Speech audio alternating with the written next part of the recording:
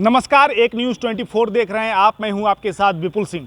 देखिए, महागठबंधन की बैठक जो 23 जून को होने वाली है, उसके पहले ही महागठबंधन में टूट जो है हो चुकी है। इसके बाद बयानों का दौर जारी है। कभी नीतीश कुमार हम पर यानी हिंदुस्तानी आवाम मोर्चा के नेताओं पर बयान देते हैं, कभी पार्टियों पर बयान देते हैं, कभी उधर से भी बयान आते हैं। अभी हम बात कर रहे हैं हम के राष्ट्रीय अध्यक्ष और पूर्व मंत्री संतोष सुमन की। संतोष सुमन ने भी नीतीश कुमार के बयानों को पलटवार करते हुए कटाक्ष किया है। संतोष सुमन ने कहा है कि नीतीश कुमार ने जो छोटी पार्टियों को एक दुकान कहा है, ये लोकतंत्र के लिए खतरा है और कहीं ना कहीं जो जंगल राज का जो साफ करने के जो नीतीश कुमार का जो चेहरा रहा है, वो कहीं ना कहीं धूमिल हो रहा है और जनता का विश्वास जो है उनसे टूट रहा है। आइए सुनते हैं संतोष सुमन क्या कह रहे हैं।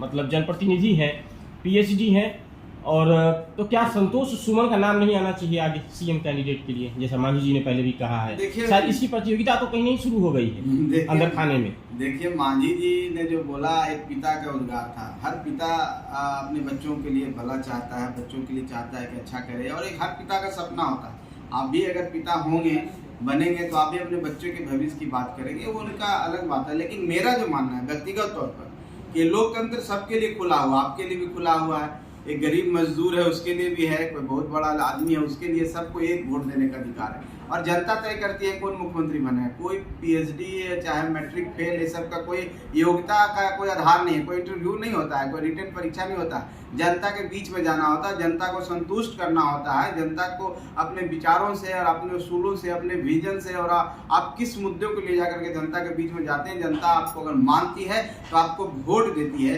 उनका आशीर्वाद मिलता है, तो कोई भी मुख्यमंत्री बन सकता है। अगर हम अपने मुद्दों को लेकर के गरीबों के हित के लिए और गरीब के पास जाएंगे, गरीब हमसे अगर कन्विंस हो जाएंगे, हमारी बातों को मान लेंगे, हमारे तरफ आ जाएंगे, उनका आशीर्वाद मिल जाएगा, तो हम भी मुख्यमंत्री बन सकते हैं। कोई भी मुख्यमंत्री बन सकता है, एक साधारण कार्यकर्ता भी मुख्यमंत्री बन सकता है। इसका उदाहरण है हम आज लालू प्रसाद यादव जी मुख्यमंत्री बने, कहाँ से आए हैं?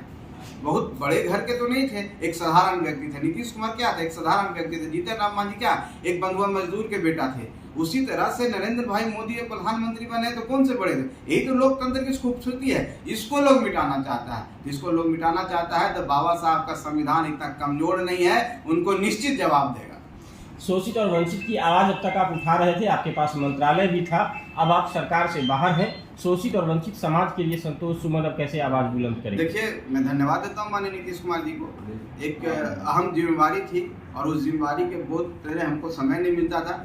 अब तो मैं फ्री हूँ और मैं हमेशा कार्यकर्ता की तरह रहा हूँ। मैं कभी अपने आप को मंत्री, नेता और इस तरह से नहीं प्रेजेंट किया हूँ, न देखता हूँ। मैं कार्यकर्ता की तरह रहा हूँ और मैं धन्यवाद देता हूँ कि उन्होंने मुझे मुक्त कर दिया और मैं जाके अपने लोगों के बीच में बैठ के खाना खाऊंगा, उनका दुख दर्द जानूंगा, उनका प्यार बांटूंगा और उनमें विश्वास पैदा होगा, तो निश्चित तौर पर और हम मजबूत होंगे, हमारी पार्टी मजबूत होगी, संगठन मजबूत होगा और एक अच्छे विकल्प रूप में बिहार में हम लोग फिर से उभरेंगे और अभी भी हैं और मजबूती से उभरेंगे और ये जो उभार होगा उनको दिन में तारे नजर आएगा।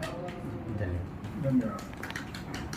लोकतंत्र के लिए एक घातक है और ऐसे बोलने वाले लोग निश्चित तौर पर हम समझते हैं लोकतंत्र के सच्चे प्रहरी नहीं है। और इनके हाथों में अगर सत्ता है, इनके हाथों में जनता अगर सत्ता सौंपती है, तो कहीं ना कहीं जनता के लिए भी एक विश्वासघात का काम करेंगे। इसलिए हम गरीब लोगों से यही कहते हैं कि अभी भी सतर्क हो जाइए।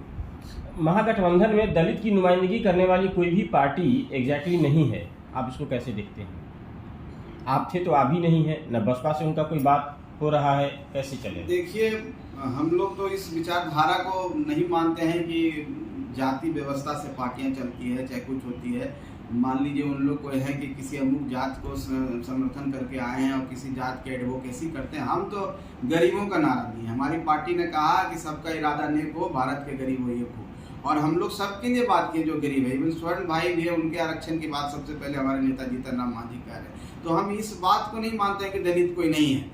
दलित कोई बात नहीं होता, किसी भी पार्टी में जाकर लड़ सकते हैं। कोई जरूरी है कि पार्टी हमारा है तो हम सिर्फ एक ही कास्ट को रिप्रेजेंट कर रहे हैं या दलित को रिप्रेजेंट, हम सबको रिप्रेजेंट कर रहे हैं। और लोगों को यही होना चाहिए, तभी इस राज्य का विकास होगा। इस मानसिकता से हमको उभरना चाहिए। अब उनको सोचना है कि हाँ, जीतन राम मांझी एक बड़े नेता थे और नेता इसलिए जाने जाते थे कि उनको अपार समर्थन था गरीबों का, और उनको लगा कि ये समर्थन हमारे इनको समर्थन से हम लोग जब आगे बढ़ने लगे तो मीडिया में आने लगे और लोगों के बीच में आने लगे, हम लोग यात्रा निकालने लगे, तो समर्थन देख करके बौखलाहट हो गया और लगा कि हम लोग जो झूठे तौर पर नेता बने हुए हैं, जो बरगला के नेता बने हुए हैं, हमारी पोल खुल जाएगी और हमसे आगे निकल जाएंगे, इसलिए इसको शट डाउन कर दो, इनको दुकान को शटर बंद कर दो। जो उन दुकान कहते हैं, दुकान तो बहुत ओछी बात है, लोकतंत्र पार्टी को जो संवैधानिक तरीके से आया हुआ उसको दुकान कहना सबसे ओछी बात है, उस पर तो हम टिप्पणी नहीं करेंगे। तो इनको अपने में मिला लो, विलय कर लो, इनकी आइडेंटिटी खत्म हो जाएगी। हम जैसे हैं लिबादा ओढ़े हुए हैं अच्छा बनने का, वो हमारा कायम रखेगा, हमको कोई एक्सपोज करने वाला नहीं मिलेगा। इसलिए इस तरह का सामान्य व्यवस्था और सोच विचारधारा है जो हम लोग इस तरह की बातें बोल रहे हैं। जी सर, पार्टी नहीं छोड़े हैं, गठबंधन छोड़े हैं। गठबंधन जी, गठबंधन भी हम छोड़े हैं, उसके पीछे कारण है जो स्वयं उन लोगों ने जाहिर कर दिया, सारी बातों को बता दिया कि हम करना चाहते थे। और हर व्यक्ति की अपनी प्रवृत्ति होती है और उस स्तर पर हम लोग नहीं जा सकते हैं। वो उस स्तर पर जाके बोल रहे हैं, बातें कर रहे हैं, छोटी दुकान बोल रहे हैं और बहुत सारी बातें जो सुनने को मिल रहा है। कहीं न कहीं लगता है कि हम लोग जिनके साथ हैं, जिन पर इतना विश्वास करते हैं और जिनको हम लोग मानते थे कि एक कुशल नेतृत्व करता है और बिहार को उस जंगल राज से उबारने में उनका बहुत बड़ा योगदान है और जनता उस रूप में जानती थी। अगर उस स्तर से इस तरह की बातें आती है तो थोड़ा दुख होता है। बाकी हम लोग किस कारण से अलग हुए आप सबको पता ही है और हम लोग को कोई दिक्कत नहीं है। हम लोग महागठबंधन में रहना चाहते थे, मजबूत करना चाहते थे, गरीबों की आवाज़ बनना चाहते थे, लेकिन उसका कोई गम नहीं है। हम लोग जहाँ रहेंगे सड़क पर संघर्ष करेंगे, अपने लोगों के बीच में जाएंगे, क्योंकि जनता जनार्दन है, मालिक है और जमहूरियत में उनका बहुत बड़ा योगदान होता है। उनके वोट से ही हम लोग प्रतिनिधि के रूप में उनकी सेवा करने के लिए आते हैं। तो उनके बीच में जाएंगे, अपनी बातों को रखेंगे और कहेंगे कि आप गरीब हैं, हम छोटी पार्टी हैं तो आप भी गरीब हैं। तो जिस तरह से छोटी पार्टियों को ख़त्म करने की कोशिश किया जा रहा है, गरीबों पर भी यही उनकी निगाहें हैं। इसलिए आप सतर्क हो जाइए और आज सतर्क हो जाइएगा तो निश्चित तौर पर जो इस विचारधारा के लोग हैं वो अपने आप सिमट जाएंगे, मिट जाएंगे। हमें क्या मिटाएंगे, खुद मिट जाएंगे। संवैधानिक संस्थाओं की स्वायत्तता पर बात करने वाले, मतलब सीबीआई या फिर पे प्रश्न चिन्ह खड़ा करने वाले लोग अब खुद ही निर्वाचन आयोग द्वारा जो प्राधिकृत दल है उनको दुकान की संज्ञा दे रहे हैं, कैसे देखते हैं? निश्चित तौर पर एक बहुत बड़ा सवाल है आपका और ये सवाल आपको पब्लिक डोमेन में भी देना चाहिए। आप एक चीज़ मान लीजिए कि जो बाबा साहेब पर विश्वास करते हैं, हमारे संविधान पर विश्वास करते हैं, इस देश की अखंडता पर विश्वास करते हैं और ये देश जो एक गौरवशाली इतिहास रहा है, हम पूरे लोकतंत्र की जननी है हमारा बिहार, खास करके लिच्छवी वैशाली की हम बात करते हैं। और उस जगह से कोई व्यक्ति जो यहाँ से निकला हुआ हो और वो व्यक्ति अगर संवैधानिक संस्था पर सवाल उठा रहे हैं और लोकतंत्र की जो खूबसूरती है, जो राजनीतिक पार्टियां होती है, मल्टी पार्टी सिस्टम है हमारे क्या, हम कोई चाइना नहीं है और कहीं ऐसा नहीं कि यूनिटरी सिस्टम है कि एक पार्टी सिस्टम पर चल रहा है, तानाशाही चल रहा है। उस तानाशाही से ओतप्रोत है, उस तानाशाही को ये लाना चाह रहे हैं, इसलिए छोटी छोटी पार्टियों को खत्म करना चाहते हैं। जब कोई बड़ी पार्टी इनके लिए बोला तो इनको बहुत खराब लगा और जब इनके ऊपर आया था ये छोटी पार्टी इनको परेशान कर रहा है, तो मेरा तो यही मानना है।